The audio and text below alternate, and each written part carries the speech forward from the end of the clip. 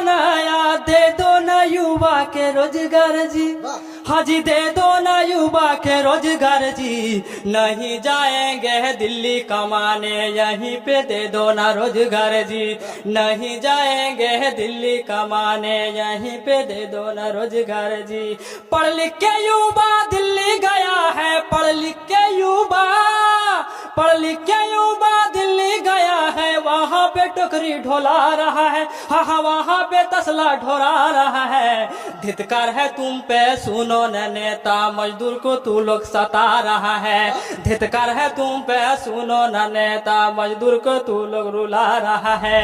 सुना न नीतीश बाबू, सुना तेजस्वी, सुना न योगी मोदी, सुना जनता चाहला का सरकार बनला का, दाना मजदूर के राजा